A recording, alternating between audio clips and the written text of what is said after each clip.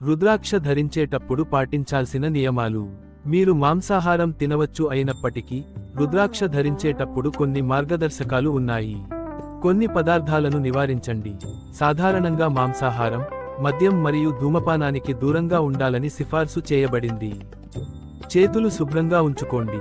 ఎల్లప్పుడూ రుద్రాక్ష పూసలను శుభ్రమైన చేతులతో తాకండి. నిర్దిష్ట రోజులలో ధరించండి. రుద్రాక్షను సోమవారం నాడు ధరించడం ఉత్తమం.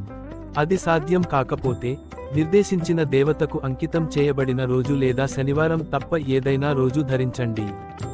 శుభ్రతను కాపాడుకోండి.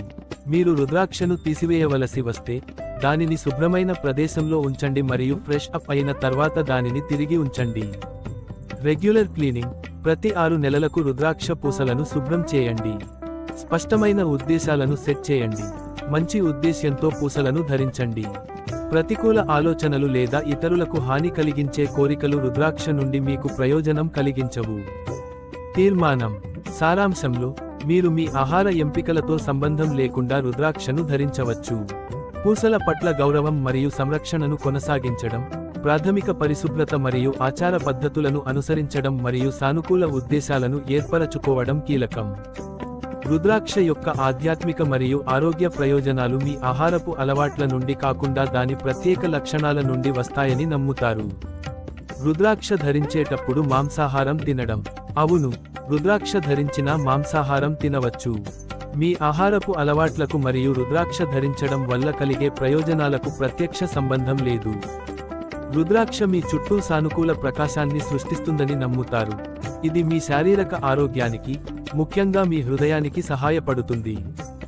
సరళమైన, జడ్డులేని మరియు స్వచ్ఛమైన ఆహారాన్ని తినడం మీ శారీరక మరియు మానసిక ఆరోగ్యానికి కూడా మేలు చేస్తుంది. ఈ రెండు, రుద్రాక్ష మరియు ఆహారం, మనల్ని వివిధ మార్గాల్లో ప్రభావితం చేస్తాయి. ఇంకా, మాంసాహారం తినడం అనేది కఠినమైన ఆలోచనలు లేదా ఇతరులను బాధపెట్టే మాటలు మాట్లాడటం కంటే తక్కువ హానికరం. మాంసాహారం లేని వ్యక్తి రుద్రాక్షను ధరించవచ్చా? మాంసాహారం తీసుకోని వ్యక్తి రుద్రాక్ష ధరించవచ్చు. శివ మహాపురాణం లేదా దేవి భాగవతంతో సహా ప్రధాన వేద గ్రంథాలు, ఉపనిషత్తులు లేదా పురాణాలు ఏవీ ఆహార పరిమితులను పేర్కొనలేదు. అంటే మీరు మాంసం లేదా ఇతర మాంసాహారం తీసుకున్న రుద్రాక్ష ధరించవచ్చు. శివ మహాపురాణం ఇలా చెబుతోంది: శివ భక్తులు ఎల్లప్పుడూ రుద్రాక్ష ధరించాలని శివ మహాపురాణం సూచించింది.